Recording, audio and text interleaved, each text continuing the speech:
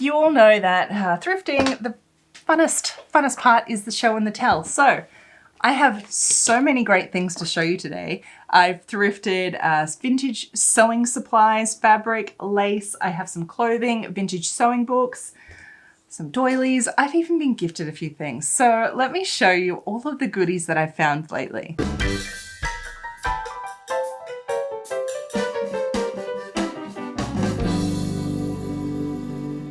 Welcome back, my sewing friends. It is delightful to see you again. I have not made a thrift haul video for a very long time. Those of you around here know we do mostly sewing and all the things sewing to improve your sewing skills, but a lot of it does include thrifting sometimes because thrifting is one, so much fun and very sustainable way to find different sewing supplies, fabrics, and clothing. And there's so many unique vintage treasures to find as well. It has been a very long time, as I said, this is my last thrift haul and I've been saving everything for you because it's just so much fun to do show and tell. Okay, so let me just get straight in. I have a few different things, clothing, sewing things. I've even been gifted a few things. I'm so excited to show you. I don't know where I'm I'm just going to do random things at a time here and just show you all of the wonderful treasures. I found these just the other day. These are little handmade doilies. Yes, and they're in the shape of baskets.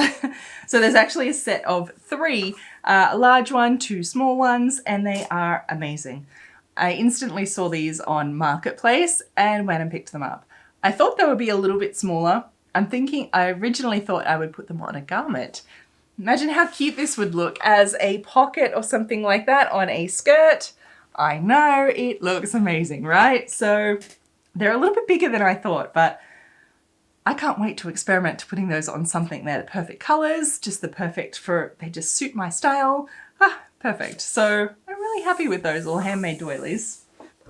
Also from Marketplace, I found some sewing fashion books recently. These are 2 textbooks, pattern cutting, so flat pattern making, and draping. So as you know, I love collecting different vintage sewing books and even modern textbooks like this. It's always fascinating to me to see different ways to do things. I love to see how information is presented. You can't get enough, right? I don't think we ever stop learning, and it is so good to always have these. I got them for a bit of a steal. These are usually very expensive, so I was so glad to have these. These are really, really great books. Apparently they were for what they teach at college here these days in fashion design. I can tell you when I did fashion design at college, our textbooks did not look this fancy. They were literally printouts and bound together, you know, like at copy shop binding, not even pretty binding. That was my pattern making textbooks. To get this now, students are so lucky these days. On the book front, I also did thrift this Simplicity number from the 1970s. This is so gorgeous. I mean, look at this little beret number here. Can you see this? She's got the tomato pin cushion with a tape measure around. There's little scissors in there too. What do you think? Okay, so this magazine is amazing. The pictures and the detail that this goes into tailoring, into pattern making, adjusting, and look at these amazing 1970s styles in here. So cute. If you ever see something like this and you see such detail like this with these pictures, these illustrations, I'm all about the illustrations and pictures. Get it. It's definitely well worth it. $2. Great resource there. Sewing, the way we do sewing hasn't changed since the 70s, hasn't changed since the 1870s very much, except the tools that we use, sewing machine versus hand sewing.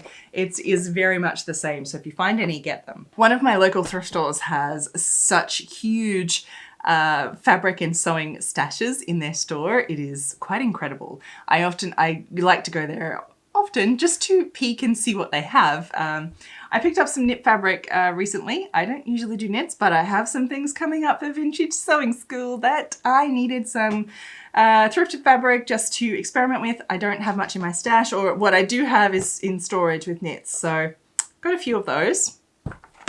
I found some cedar mothballs. Hopefully we'll keep the moths out of my fabric. I found some seam, double-sided seam tape. I'm usually not a huge fan of things like this, but I still like to have it because sometimes I might just need to demonstrate some different things and I need it on hand. I don't want to buy it new. I like it secondhand. I found some trouser sliders. I used all of mine up in my skirt frenzy last month, making those 5 skirts for vintage sewing school lessons, so I don't have any left, so that was really great. Also found presumably rayon trim here to use for potentially some soutache or something sometime. I like the colors. It was really great to find this for next to nothing, so this is in my stash. Also, more sewing things I found at this wonderful place is, it's cute, right? So it's actually a part of a garment that has obviously just been chopped off here, and the garment is still left on there, but that's okay. I'd rather that than they accidentally cut the actual embroidery. So yes, I'm sure you can imagine my idea is that I will use this for a top or something like this and have this as a beautiful collar on either, probably something black, I think. That's it on red. Probably black. Keep the black and white theme. So salvaging things off garments is a great way to recycle textiles and fabric. You can find some really great things. I couldn't make this myself. I think it cost 50 cents or something. But even if this was on a garment, you could easily unpick. I'm going to unpick all the, where it's just been cut, and unpick the garment pieces off and just use it. So always look for like pieces you can salvage at the thrift store. Things like this, amazing. I was lucky enough to find a vintage is metal zip. This one is navy, my perfect color, so this will be in handy. Later, I found some little doilies. I know, hand embroidered. I can't decide whether I'll use these as actual like doilies. They're so pretty. Decisions for another day.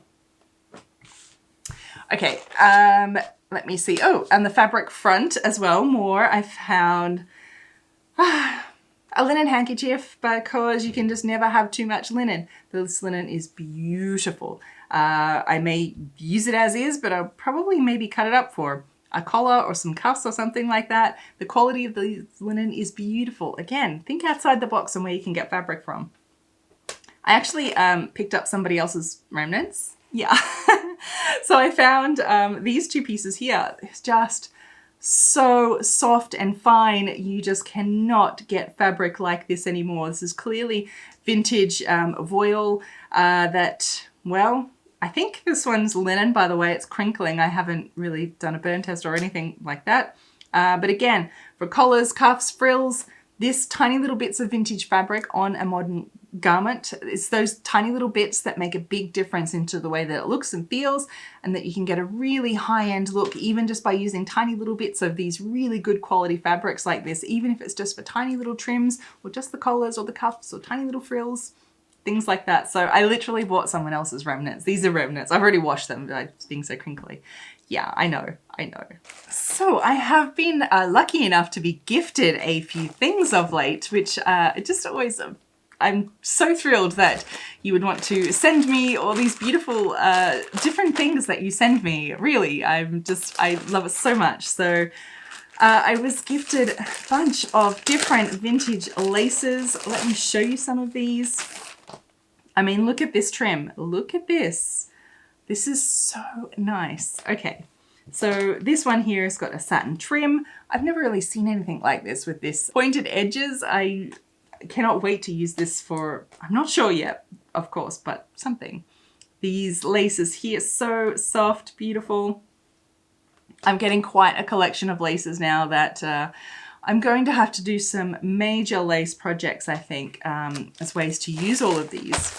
And then there was also some very, very interesting, some vintage Rickrack, which is so amazing. Look at these colors. They are my perfect colors, and it's really nice. There's something about the way they make these vintage ones that is definitely unlike anything the modern ones that we use. So I'm really thrilled to have these. I can't wait to use them on something special. I'm not sure yet. Again, some more lace. I mean, look at this trim. This is so beautiful. This one here with the little like scalloped edges. So good. I mean, there's more in here too. I have this one. Some more different laces you can see. Look at this colored one. I've never seen anything like this. It has like the little threads just like dangling out. So cute. I'm not sure what I'll use it for yet. These are just, I love having these on hand for just like crazy projects that you might come up with. And there are also some more trims. Now these are my very favorite ones. Look at these. This is so beautiful. And there's 3 in all different colors. My guess is they would be from the 60s, probably 70s, judging by the feel of them and the look. But they are just my colors. These will be so good on, I think, some colored, but like imagine on the red here, something like this. These cute little flowers. Then there's a yellow one as well. These are such a treat. I am very excited about these. I'm getting very like 1930s peasant blouse type. 70s does 30s. Clearly it's a running theme here on this one for those pieces. And also there was this gorgeous cotton fabric that just screams 1930s light mustard check to me. Very excited about. Will also go nicely with this one. That trim I found. Imagine some trims in this color. It's a perfect matching color combination if you ask me. And then I've been so lucky this month. I had another friend of mine, who was moving house and sent me some of her old stash items that she's not using anymore, and sent me this beautiful lace.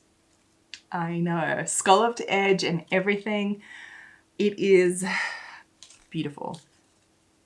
I will definitely be saving this one for a really nice project. I'm not sure yet, of course.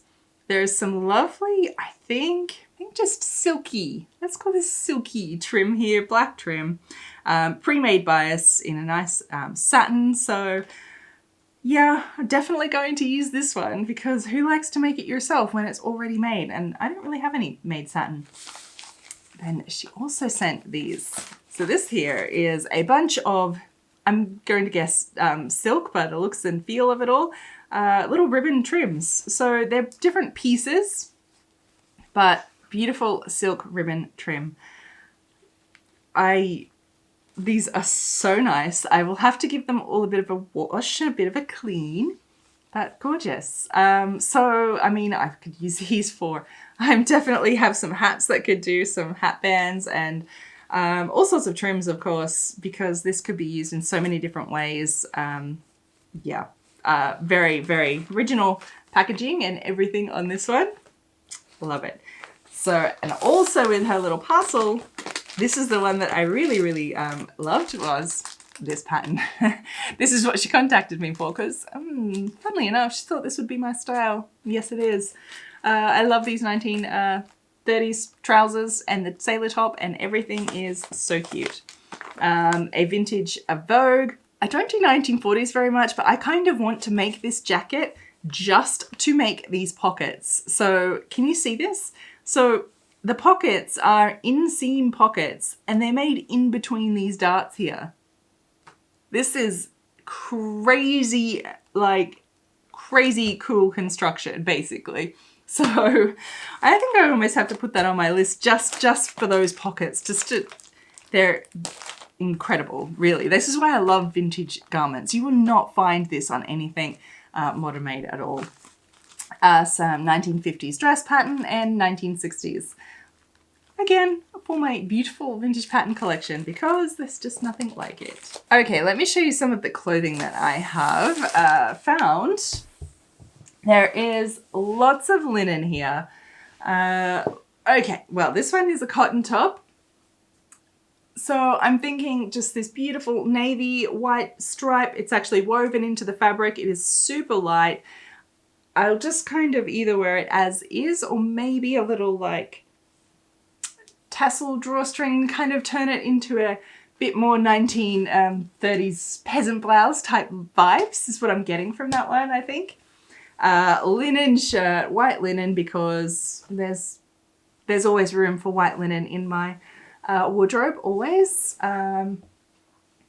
Either scrap it for fabric, for like just the fabric, or turn it into maybe a blouse or something like that, a bit of refashioning.